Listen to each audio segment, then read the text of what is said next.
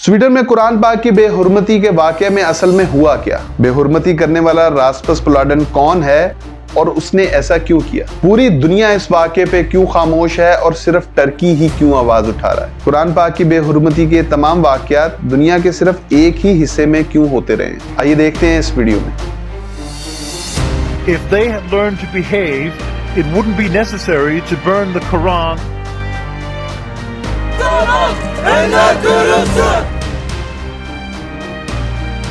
NATO'ya üyelik başvuruları konusunda artık bizden herhangi bir hayır haklık bekleyemeyecekleri açık.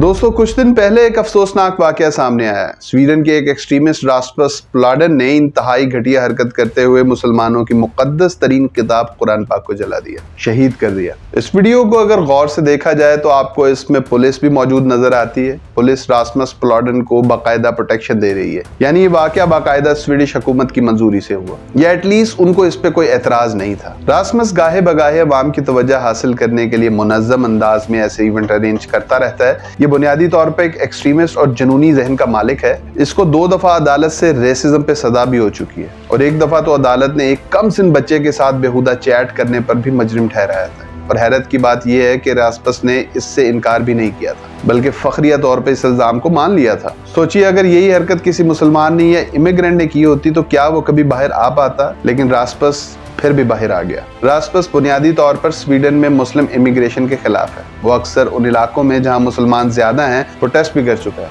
मुसलमानों और इस्लाम के खिलाफ नारेबाजी भी कर चुका है। हालांकि रास्मस ने खुद भी इमिग्रेशन के बाद ही स्वीडिश सिटीजनशिप हासिल की। ये बेसिकली डेनमार्क में पैदा हुआ और डैनिश सिटीजन ही था, लेकिन इसका बाप स्वीडिश था, इसलिए इसने स्वीडिश सिटीजनशिप भी हासिल कर ली। रास्मस पालुडान और इस जैसे बहुत सारे रेसिस और वाइट सुप्रीमेसी के हामी यूरोप में फैले हुए हैं। इनको लगता है कि इस्लाम एक इंतहा पसंद मजहब है। इस तरह की बहुत सारी हरकतें हॉलैंड, स्वीडन, डेनमार्क, नॉर्वे और फिनलैंड वगैरह में हो चुकी हैं। ये कंट्रीज तकरीबन एक ही एरिया में मौजूद हैं। इन्हें स्कैंडिनेवियन कंट्रीज भी कहा जाता है। ये बेहद तरक्की याफ्ता मुमालिक हैं और यहाँ ये सब हरकतें फ्रीडम ऑफ स्पीच के नाम पर की जाती है। जरा आगे चल के इस पर भी बात करेंगे कि इस एरिया में ही बार बार कुरान की बेहुरमती क्यों की जाती है। खैर, यूएई, पाकिस्तान, सऊदी अरब, यूनाइटेड नेशंस, सब इस्लामी ममालिक ने इस हरकत की मजम्मत की है, लेकिन सबसे ज्यादा प्रोटेस्ट टर्की में हुआ।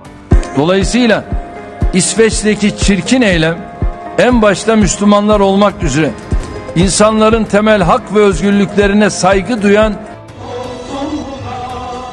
टर्की में लाखों लोग इस्तांबुल की सड़कों पर निकल आए। इसके पीछे एक खास वजह है। स्वीडन दरअसल काफी अरसे से नेटो की मेंबरशिप हासिल करने की कोशिश कर रहा है। तमाम नेटो कंट्रीज इस पे मुत्तफिक भी हैं, लेकिन टर्की स्वीडन की नेटो मेंबरशिप हासिल करने में रुकावट है। Where the United States has reiterated its support for Finland and Sweden's NATO entry. सिर्फ एक कंट्री टर्की अपनी वीटो पावर इस्तेमाल करने से स्वीडन को रोके जा रहा है। इसकी वजह स्वीडन और टर्की का बैकडोर पॉलिटिकल इशू है। टर्की को जो कुर्द अलहदगी पसंद तंग करते रहे हैं, उन सब कुर्दों ने स्कैंडिनेवियन कंट्रीज में असाइलम दे रखा है।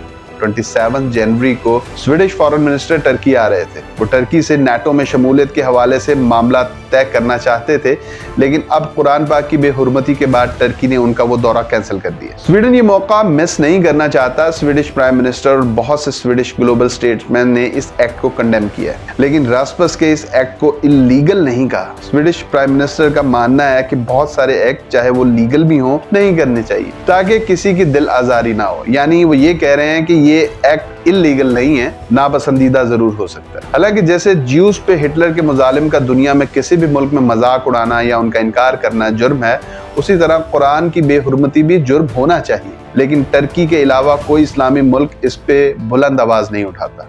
माजी में जब इमरान खान पाकिस्तान के प्राइम मिनिस्टर थे तो उन्होंने यूनाइटेड नेशन से इस हक में करारदाद भी मंजूर करवाई थी। लेकिन अब ये जानते हैं कि इन्हीं इलाकों यानी स्कैंडिनेवियन कंट्रीज में ही ऐसी हरकतें क्यों होती हैं। दोस्तों, स्वीडन दुनिया के उन ममालिक में से समझा जाता है जहां प्रॉपर वेलफेयर सिस्टम नाफिज है। बच्चे के पैदा होने से लेकर उसकी तमाम पढ़ाई तक का खर्चा स्वीडिश गवर्नमेंट उठाती है। जैसा आप जानते हैं कि यूरोप में बच्चे पैदा करने का कोई खास रिवाज नहीं है, लिहाजा जब पूरे यूरोप की तरह स्वीडन की भी मैन पावर कम हुई तो उन्होंने इमिग्रेंट्स को वेलकम किया। इसी दौरान सीरिया वॉर के भी बहुत सारे इमिग्रेंट्स स्वीडन आए। इनफैक्ट पूरे नॉर्दिक रीजन में सबसे ज्यादा माइग्रेंट्स स्वीडन में ही आए। स्वीडन लोग तकरीबन एक ही नस्ल और रेस के लोग हैं। ये अपने जैसे मुल्कों डेनमार्क या फिनलैंड से आए हुए हैं उन्होंने कभी डाइवर्सिटी और डिफरेंट कल्चर्स को देखा ही नहीं है। सो जब इमिग्रेंट्स जो ज़्यादातर अफ्रीका और एशिया से आए तो स्वीडन का माहौल थोड़ा अच्छा और बुरा दोनों लिहाज से चेंज हुआ। क्राइम रेट भी कुछ बढ़ा और मजहब की रिस्पेक्ट का आंसर भी परवान चढ़ा। लेकिन आज भी स्वीडन में 20% माइग्रेंट हैं और 80% लोकल्स। बस यही चीज़ स्वीडिश हुकूमत से मैनेज नहीं हुई और स्वीडिश के राइट विंग से हजम नहीं हुई।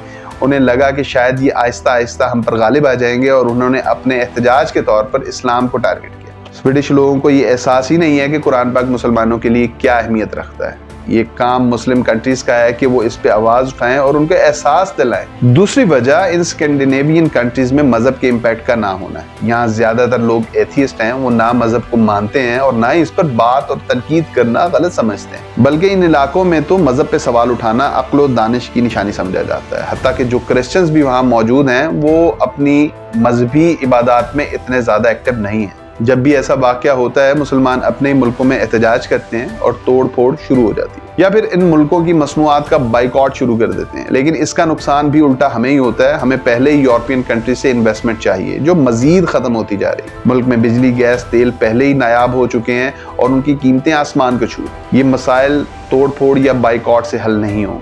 अगर आप चाहते हैं कि दुनिया में आपकी आवाज़ सुनी जाए, इस्लाम की आवाज़ सुनी जाए, तो माशी तौर पर अपने आप को मुस्तहकम करें। टर्की क्योंकि एक इकोनॉमिकली स्टेबल मुल्क है इसलिए उसकी आवाज़ में दम है। हमारे मुल्क में तो जस्ट ट्विटर या फेसबुक पे ही मजम्मत की जाती है, लेकिन वहाँ बाकायदा इस पे आवाज़ उठाई गई। अगर हम वाकई इस्लामी मॉडल पर पाकिस्तान को एक वेलफेयर स्टेट बना दें तो ना सिर्फ वो लोग हमारी आवाज़ सुनेंगे बल्कि हमारे मजहब की इज्जत भी करेंगे और फिर बाइकआउट का फ़ायदा भी होगा। किस टॉपिक पर वीडियो देखना चाहते हैं हमें ज़रूर बताइएगा और इस हवाले से आपकी क्या राय है अपने कॉमेंट्स में ज़रूर मेंशन कीजिए। अपना ख्याल रखिए। वस्सलाम।